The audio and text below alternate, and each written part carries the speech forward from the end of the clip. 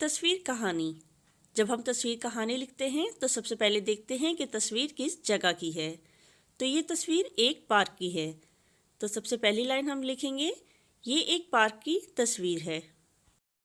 फिर हम तस्वीर को गौर से देखेंगे और देखेंगे कौन सी चीज़ तस्वीर में सबसे ज़्यादा वाज़ेह है।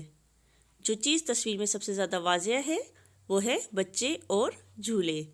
तो हम बच्चों और झूलों के बारे में लिखेंगे। पार्क में बहुत से झूले हैं। बच्चे झूला झूल रहे हैं।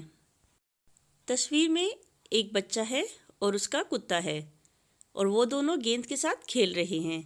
तो इनके बारे में भी हम लिखेंगे, एक बच्चा और उसका कुत्ता गेंद के साथ खेल रहे हैं। और हमें तस्वीर में क्या नज़र आ रहा है? हमें तस्वीर में सूरज नज़र आ रहा है। तो हम सूरज के बारे में लिखेंगे, आसमान में सूरज चमक रहा है। फिर हम पार्क में मौजूद फूल और पौधों के बारे में लिखेंगे। पार्क में बहुत से फूल, पौधे और दरख्त हैं और पार्क में बहुत सी रंग बिरंगी तितलियां हैं। तो उनके बारे में भी हम लिखेंगे, पार्क में खूबसूरत रंग बिरंगी तितलियां उड़ रही हैं। और आखिर में मौसम के बारे में लिखेंगे, मौसम खुशगवार है। और बच्चों के बारे में लिखेंगे, सब बच्चे पार्क में बहुत खुश हैं। कहानी को एक दफ़ा पूरा पढ़ते हैं। ये एक पार्क की तस्वीर है। पार्क में बहुत से झूले हैं।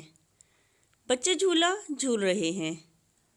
एक बच्चा और उसका कुत्ता गेंद के साथ खेल रहे हैं। आसमान में सूरज चमक रहा है। पार्क में बहुत से फूल, पौधे और दरख्त हैं। पार्क में बहुत खूबसूरत रंग बिरंगी तितलियां उड़ रही हैं। मौसम खुशगवार है। सब बच्चे पार्क में बहुत खुश हैं।